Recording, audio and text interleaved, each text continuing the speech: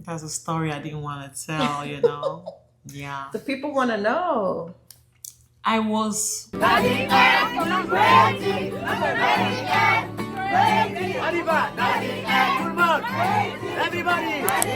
Everybody. So we're locked out. Nadine's locked out of her own business. I don't know where the keys are. I don't know. That's how we're starting off this interview. So we're trying to Get in. get in here. But we're gonna find a way. Because black women always find ways. That part. Our recording studio for the day. I need to put the code first. Oh, chat. On the top. Yeah. Okay. I'm sorry you felt like the girls are bored. It's true that we don't care.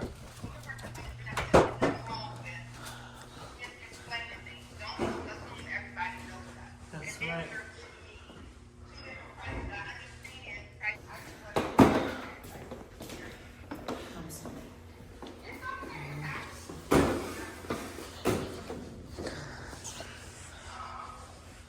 The big part outside, the big part inside. Little part outside with the white face. So we've been doing some photo shoots in this room. That's why it's already set up like this. But I thought we had a backdrop that was big enough for the angle that we was going to have our phone at, but it was not. So I had to move us off the backdrop. What's up, nieces? So today, as you guys highly requested it over and over and over again, we are sitting down with the powerhouse behind Nadine Hair Braiding herself. Nadine, everybody wants to know your backstory. They're so excited about this. From small, humble beginnings in Cameroon to now a sought after hair salon that people travel all over to go to. How does that feel? I mean, it's a blessing. So let's start at the beginning. My name is Nadine Draco. I have 5 kids. And I have been married for 10 years. Okay. Me too. We just celebrated our 10 years. Yay! Black love. Many more to go, right? Yes. Growing back home was tough because I lost my father when I was 10 years old. And I'm the eldest child. I have growing up, I always have that responsibility of making sure that I do things right and succeed so that my sisters can follow my path line. All of your siblings are sisters? You have all girls? Yeah, I don't have any brothers. My mom have 6 kids. I'm the oldest one. The youngest one, she's 22. She's in medical school here. Okay. Growing up was a life full of struggle and lesson learned and how to overcome situation. And I guess that's what makes me who I am. Yeah. Tough, strong, don't give up. Yeah. I learned it growing up. Did you always dream of coming to America? No. No. I was a daughter of a teacher. My father was a teacher. So growing up, I knew that I was going to be a teacher as well as my father. I had a dream like every other young girl. But when my father died, my dream was more of someone that needs to succeed in life, have enough to take care of my sibling, first of all. And then I would also dream of building a home, a family. But still, I didn't see myself coming overseas. I was looking at someone that was supposed to get that little job and then that routine. Yes. Yeah. So what inspired your passion for braiding? How did that come along? I had an aunt who owned that beautiful shop in the village. That's where I grew up. I grew up in a village, a little town called Penka Michel. Penka Michel. Penka Michel. That's the name of my village. Penka Michel. Yes. Okay.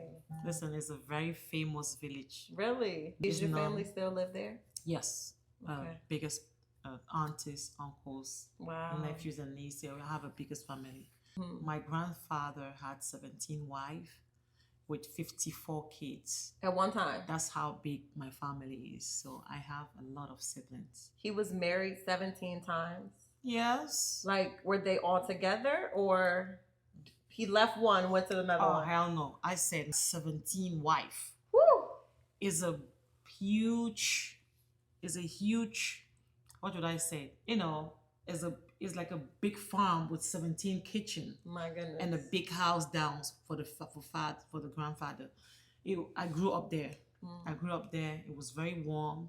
You learn how to socialize and live with other people. That's also was a good lesson. You know. What age were you, and then what motivated you to come to America? How old were you, and like what motivated you? That's a story I didn't want to tell. You know. Yeah. The people want to know. Okay. I was 18 years old, and there was this beautiful grandmother. May her soul rest in peace. She just passed. She was passing down our house every day to go to a farm. And then one day I noticed that she was walking with a stick. I approached her and I told her, "What happened to you?" And she said, "When I was putting my bag on my head, the bag fell on my back, so I broke my back."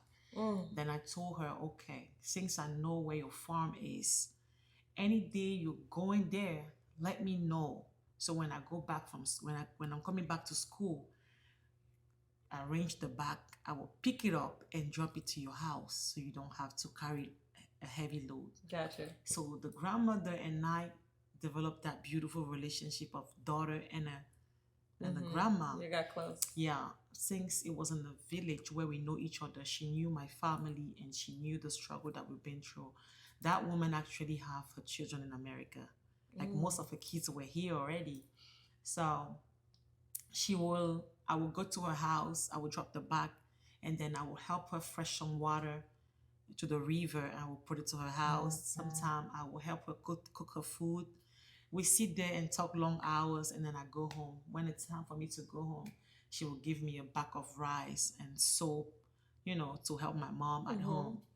Then she looked at me one day and she said, "I wish you could marry my son, my grandson." I said, "Where is he at?" She said, "He's in America." You know, it was excited at first. Then she put me in contact with her grandson and we start talking. We talked for over 2 years, and well, at the end, the relationship did not end up the way the grandma wanted the relationship to be. So after 2 years, he finally told me the truth. He was like, "You know, my family loves you, but when I went home, I met this beautiful lady that I fell in love with, and we got married. But I didn't tell my parents about that." So, you know, then I was glad that he told me that, because at that moment, it was in a small town in a village, and everybody knew that I was kind of engaged to a guy, and that was reducing my chance of getting another guy coming my way. So I was already in a university. So I told him, "I appreciate you telling me the truth." I was angry, so I went to see his, the grandmother. I was like, "Mommy, you didn't tell me he was, she was like, I love you. It's okay if he doesn't marry you. I will try to ask his mom to help you come to America." Yes. Wow. So I left, I told the grandma, "You know what, tell everybody in the village that I'm no longer engaged to your son, so people can come and get, ask my hand in marriage." And I left to the You city. want to move on to the next? Yeah. I was in school. So then his mother called me. She was like, "Nadine, where are you?" I'm in Cameroon. "You don't want to see me?" I said, "Yeah, I want to see you." She said, "Then come to the village." I took the car. I came down to the village.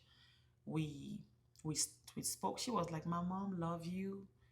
She, despite the fact that my son couldn't marry you, she's love you and she want me to help you to go to America. She feel like you need to help your sibling. You need to come out of the poverty. She said, "You're strong, hardworking, and wherever you are, you can make it," because the grandma has already been in America, and she always tell me, This is a land of people that work hard. Yeah. If you come there, you do your best. You have your sibling. You teach your mom life. So your family was poor then. Yeah, right? very, very much. I was going to school with one pair of shoes for 9 months. Everybody. When it's September, my mom will go to this market. She will buy us one pair of shoes. My mom will be like, "Put your foot. If you're wearing 9, you need to buy 10. Oh, So you have enough room if you grow." Yeah. But yeah, that's how it was. One pair of shoes, one tennis for the whole year. Wow. That mother, she gave me information about student visa. My mother and I, we work hard on that. We get all the paperwork. We make an appointment at the embassy, and this is how I got the visa. Did you have any challenges with immigration? Easy. It was expensive, and then there's no guarantee. You know, I just said I was lucky enough. I went through the process of asking the student visa, which I was granted. You know, thanks to this family. How long was that process? It took less than 3 months. Oh, really? Okay. Yes, student visa. Did you face any language barriers when you got here? Definitely. From the moment I got in the flight, and the, how do you call it, the lady who served the flight attendant? The flight attendant. Oh my God. She said, "You want coffee or tea?" I was like, "Huh?" And I'll tell her, "Wait." Then when I hear the guy next to me saying he want tea or coffee, I said, "Same thing." And then she come back and said, "You want chicken or meat?" And I would hear the neighbor say meat. I said, "Same thing." I was going to French school, but we have at least 3 hours of English class a week. So as you're there's growing some up? basic that we know. This is of as you're English. growing up as a Yes, kid, right? in school, Okay. high school. In high school, we study 3 hours English every week. It's not enough to speak actually English, but it's actually enough to to pick up some words. Yeah, it was very hard when I came here. So you didn't know English for real when you came Nothing. here? Wow. I couldn't even walk to McDonald's. I was walking down this McDonald's when I was going to this braiding shop, and I could smell the French fries. I was hungry. I wanted to eat, but I didn't know what to say. I didn't know how to walk into the McDonald's and said, "I want French fries." I will walk into there. Thank God for the pictures on the wall. I would say number 2, you know? And the guy is like, "Is it meal or..." Right. And I'm like, Small, "Just give medium, me number 2 because large, don't ask me question. Just, that's the image. That's what I want." Bring me the picture. Yeah, it was frustrated. Yeah. Really. It makes you wondering if you did the right thing coming here. It discouraged you. It does, but it did not discourage me because I was coming from a very poor family. I got my first money here. It was $35. Wow. My first hair I make here, when I convert that money to France CFA money, it was a lot. Wow. I knew that moment that I was in the right place, but I just needed to make more effort. Now, how did you learn English? I went to PG school. Okay. I took some classes. Yeah? Yep. Okay. I took all the ESL classes. all of them. All of them. Yeah. Mhm. And you picked it up quick. You speak I great could have English. done better. I don't think I speak good English You though. speak very good English. I guess I learned to speak the little I could to Yeah. run this business. Speaking of that, how did you start Nadine Hair Braiding? Like, did you just come to America and boom, now we're Nadine Hair Braiding, or were you working somewhere else? When I came to America, they told me, "Nadine, you need to survive. Do you know how to do hair?" I said, "Yeah." They said, "Go to the shop." They took me to a braiding shop, you know, and when I make my first dollar, it encouraged me. But I worked with over 13 shops out there. Yeah, a lot of shops. In what areas? From Gettysburg. That's Gettysburg, okay. Gettysburg. I started in Gettysburg. I went to DC. I went to Suitland Okay. and Bowie and Hinesville, Largo, Landover. I went to 13 different shops in a DMV just because when you are a great stylist at a certain point, you want to find a shop where you can really make it. The shop that is busy. Yes. So I was keep going to shop in another shop because I was trying to get a place where I could really make money. Yeah. You had talent. You wanted the clientele. Yes, and I believe going to all those different shops helps me because when I started thinking of building my own business, Yeah. I started picking every mistakes in Mhm. every shop and put them together. Mhm. And I start picking every good things in every shop and put them together. And Yes. in my mind, I was like, okay, if I happen to have a business, this is what I should not do. Yes. This is what I should do. Exactly. That's how I grew. Okay. 13 different shops, you Yes. all over town. How did you start your own Nadine Hair Braiding? I started in my basement in the house. Wow. I was living in a townhouse. Mm-hmm. At that moment, my daughter was less than 6 months. Your oldest daughter, she's Yes. how old now? She's 13 now. 13, okay. Yeah. I started doing the hair on my own because I just had a baby and I couldn't go out there. So I needed to feed myself. That was my only way of having something. Mm-hmm. So I couldn't go back to the shop after my daughter was a month old because I didn't even know where to drop her. Yeah. I wasn't driving. No So childcare. that was the reason why I started on my own, because I felt like, let me put my daughter on my back Mm-hmm. while I'm braiding. Then I'm close to my first child. You know, the first baby is your first experience. You feel like someone would steal your baby. You don't even want to be away from your child for a Yes. minute. That sentiment, that feeling that I was having to stay close to my daughter Mhm. makes me start my own business. Gotcha. I went out there, start putting my flyers to people's cars Mhm. outside when they were in church. I would put them at the metro station. Mhm. Sometimes I would stand there in the morning by 6 a.m. when they were going to work.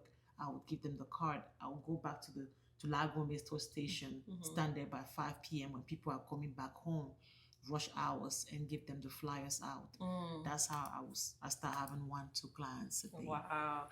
A lot of people, they say, like, I remember Nadine when she was doing hair in her basement. I was her client. They still remember that. So you definitely left an image in their head that they still come to you after all these years. Yes, You did something right. I still have clients that have my daughter age. Yes. I still have them coming into the shop. Mhm. When you were in those early days and doing hair out of your basement and things like that, did you ever like want to give up? Yes, I remember going through this. There's a slow time. There's a slow season. You have to accept when you start a business that it would not just pick up like that.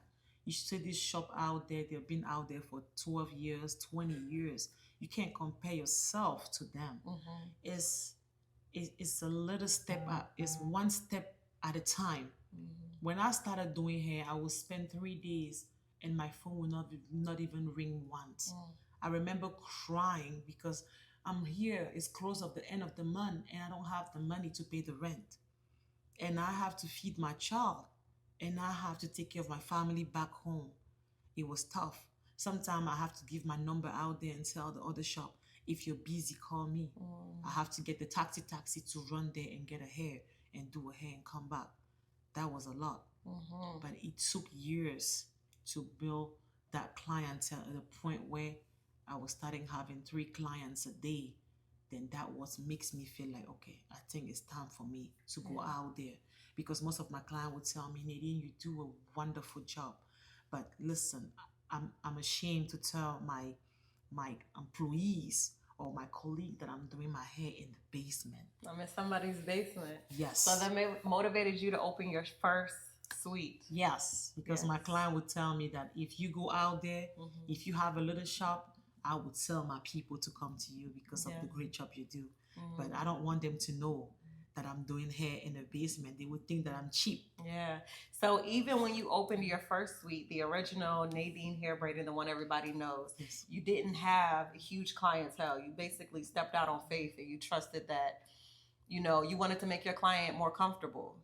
Yes, when you start a business, you're like a mother who is protecting her babies. Yes.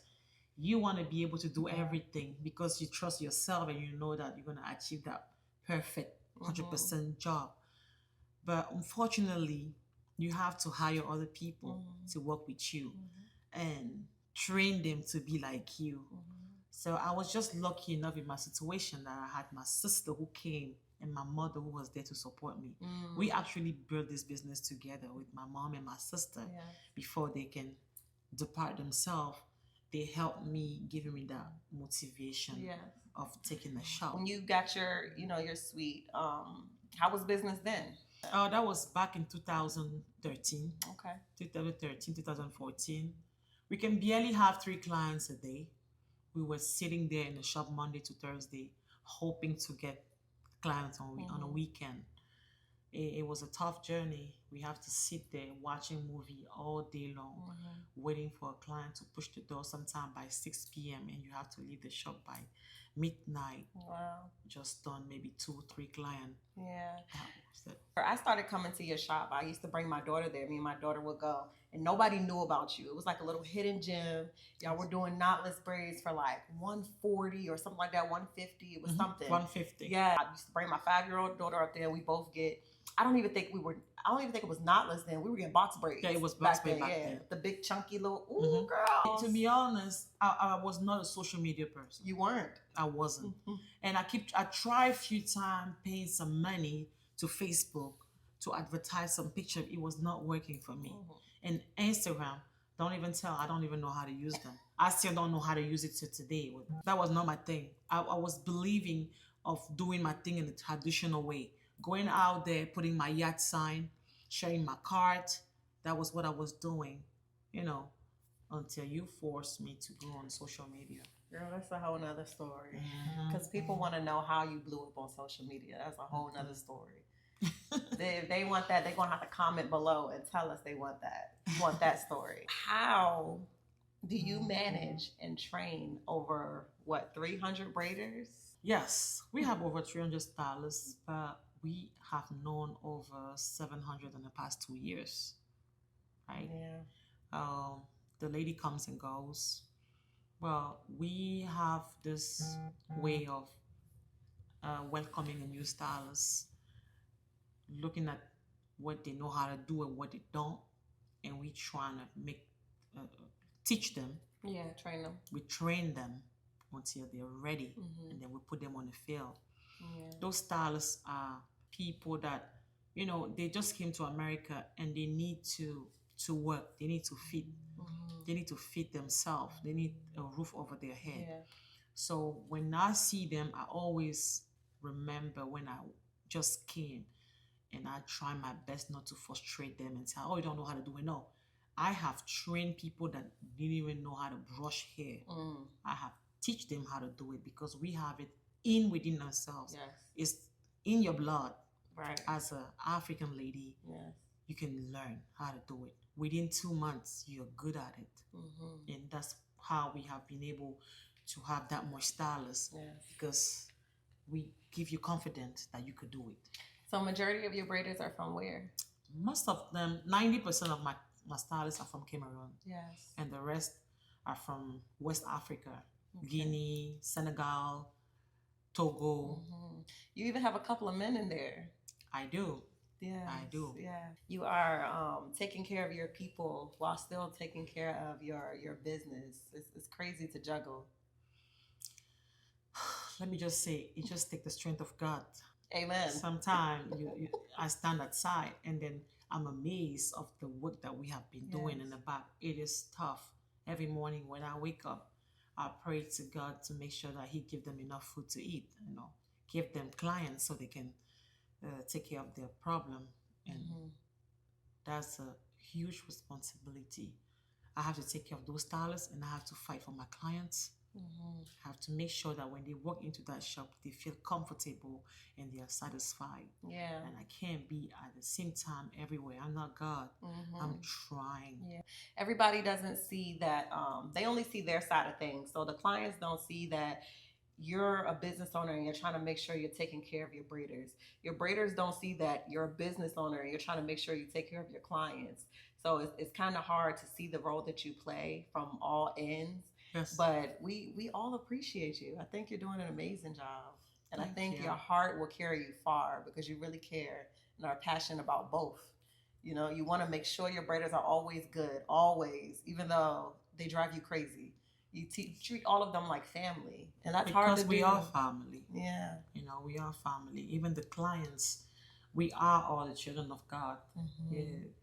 The difference is that's what the society make, to divide us and put that line. But we are all families. Yes. That's why appreciate those clients out there that comes to the shop and give me that chance. And even when they're not happy, they reach out to me and let me know exactly what happened.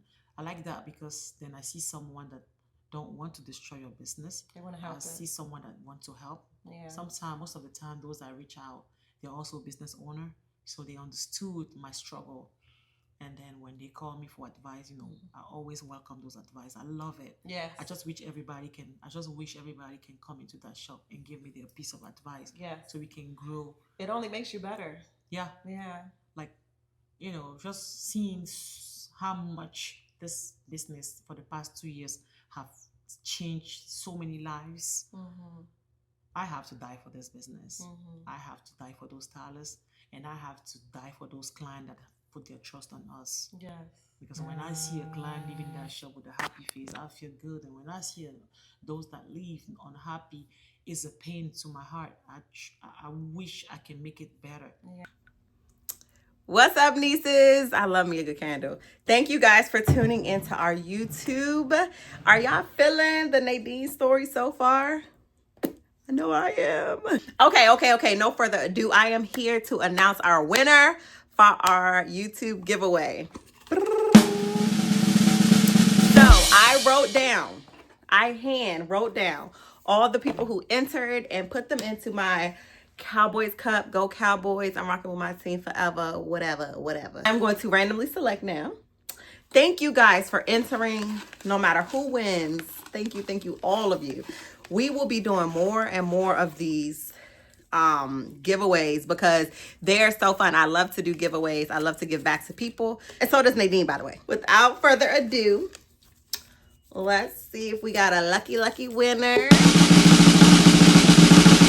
Our winner's name is Addie9853. Thank you for entering, Addie. We love you, girl. Shout out to you, niece. Thank you. We are going heavy on YouTube this year, and we have so much in store for you guys. We would hate for you to miss it, niece.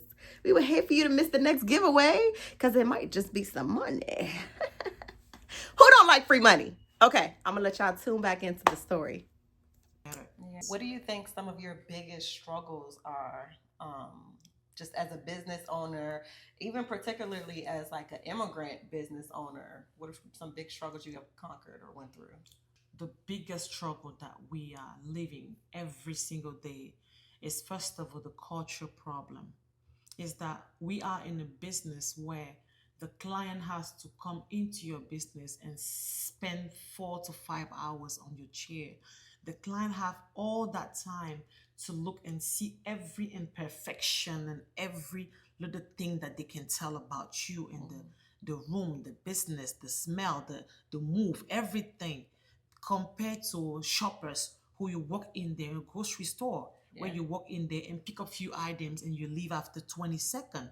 So you don't have that time to look and see how the customer service was, how the lady at the desk respond to me, because it's a quick in and out. But this is a business where the clients sit, relax, and have to spend that long hour with you, and you're expecting your stylist to be aware of that. Yes. And the way they conduct themselves, the way they dress and look, the way they talk is something that I want to have a braiding school just because of that. Yeah. Because I feel like every stylist should go through a specific training where they need to understand that this is a new land where they have a different way of seeing things. What is wrong, what is right for you is wrong for them. You know, when we walk around and you're passing by, even if I don't touch you, I have to say, excuse me. Yes. We don't do that over here. Yes. Back home, it's okay. Right. But here is not. A client will see it as we're rude.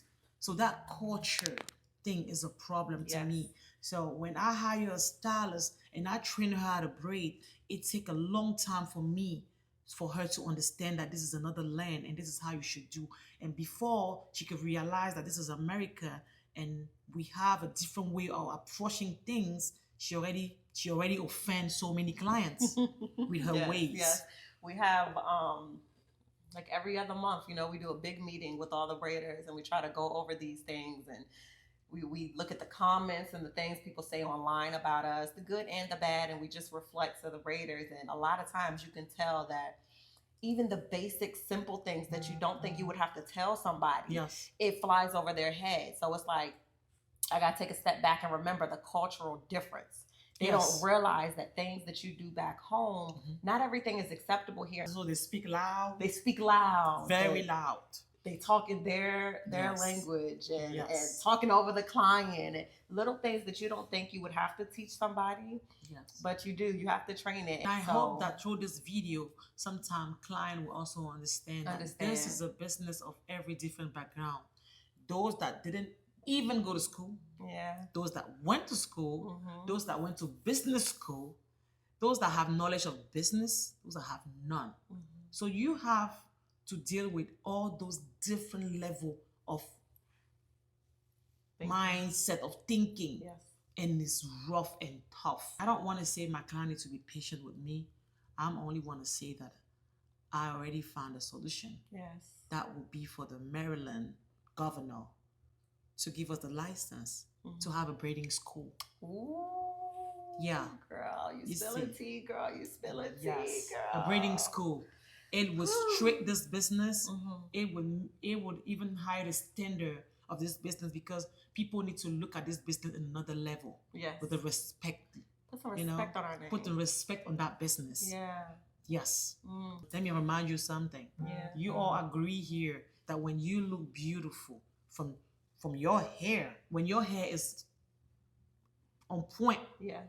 that happiness is from here. It's contagious. Yes. You bring it home. Mhm. Your husband is okay. Everybody Yeah. is happy Right. because you are confident. When you go to work and you know your hair is kept well, it's that energy, that positive energy come from the hair. So the business we're doing, this industry, the people need to take it seriously. Mhm. This, they say when the woman is happy, the house is happy. Happy wife, happy life. I like to live by that. Okay? Yes. What advice would you give to women, business owners, immigrants, just women out here trying to make it in this crazy world? I like to say that when I started this braiding business, I just find out doing it that it was my passion and my core, because I did home health care too. I have a Girl. license in my pocket, Okay. even though it has inspired. You know? Yeah, when I was doing hair, it was I reached those moments where it was very slow, and then I have to go and do home health care. Mm. I went to this agency and I applied. They gave me a client, and I went to take care of that child. Mm. She was autistic, right? Okay. So it was a hell 12 hours there. The child was screaming, crying, and I couldn't help. It was tough. I did everything the mom asked me to do. It was working, but it was not. So I took care of her that 12 hours so good. I did my best. She was like my daughter to me. But when I was driving back home, I cried from DC to Bowie. Mm. And I tell myself, Nadine, this is not your call. Mm-hmm. This is not your call. It is not because it's slow that you need to give up of what you believe yesterday was your call. So if you're doing a business, if you're doing whatever you're doing out there and you don't feel joys, and at the first issue you give up or you back up, then it's not your call. When it's your thing, you will know. Because when struggle comes, you get through it. Mm-hmm. You more so learn from it. You don't give up on it. No, you don't give up is not even an option. It don't even cross your mind to give up, because you're made for that thing. Yes. And you know that if I do something else, I won't be happy. So let me fight to keep it. Yeah. And this is how I've been driving this business.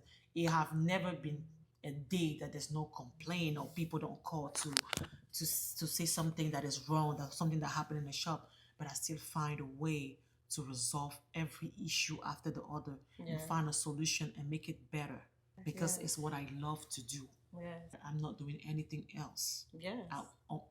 except making it more better and better. Expanding it. Yes. Yes. What are your plans for Nadine Hair Braiding? My biggest plan, first of all, is to make sure that I elevate this business to a level where people respect the business, the stylist, the client, they appreciate that business. And also, like I said, having a braiding school. I also wish to go out there in the jail and train the trainee how to braid. In the prisons. Yeah, in prisons. Okay. Because I've just felt like America has welcomed me. They have given me everything. And I need to give them something back. I want to train people from the community. That's how we've been doing the program for 3 years, training kids during the summer how to braid. Because I also want Native Americans to grow up into the braiding thing. Because I know that they can learn. And I want them to give it to their kids like I'm giving to mine, you know? So having those teenagers from the community, having to train them this year with this new space, if by God's grace, if we move to the new space, we can easily train 30 kids. And that's a gain for this community. You want to pour back into the community that is giving you so much. Yes. I would love to train those kids how to braid. Well, I will say your story is proof that resilience and fighting will always get you far. And I want to thank you for sharing your story today, because the nieces have been beating us up. They want to know, where's Nadine from? How did she get here? How did she do it? And I think it'll be motivation to people. This isn't even your full story. This is just a touch of it. This is not my full story. It could take 2 days if I have to speak about that. We got to get you back to your shop to control your people. Yes. So thank you guys for tuning in today. You want to say anything to the nieces? I want to tell you how grateful I am. I want to tell you how appreciative Brandy and we have been to work with you on your side, by your side. And we would love you guys to come to us, inbox us, call us, and let us know how we can make this better. And if you want to drive this journey with us, please follow us, subscribe. And what? Like, comment, and subscribe. Like, comment, and subscribe. Because we're going up on YouTube this year. We're going to have a reality show by the end of this year. Oh no, you don't want people to see my shop drama? Yes. Because those ladies are drama. And I'm going to put it out there for the world to see. Yes. So thank you, nieces. We love you all. Thank you. So you're gonna do another part 2? For what? You're not done? I thought you were gonna do another one that you say, how do we go viral? Yes, you can we'll save do that. it. You can maybe post it 2 or 3 episodes. We'll do that another day. Yes. You can do it today, so you can just post it later. No, I want a different look. Well, you should have told me. I would have bring more clothes. We'll do it another day. Different hairstyle, everything. No. They have to request it first. Next time, we're gonna wear wigs. So we change the wigs to change the clothes, so we can do what you want. You think you're a real podcaster? You want to record different episodes in one day? We can do that. Who you think got all that room on their phone? I gotta go and edit this and delete it and make room. Did you see how much you have to install these things? It took you 30 minutes to install the machine. Like, comment, and subscribe. It's not a machine, it's a camera. Camera.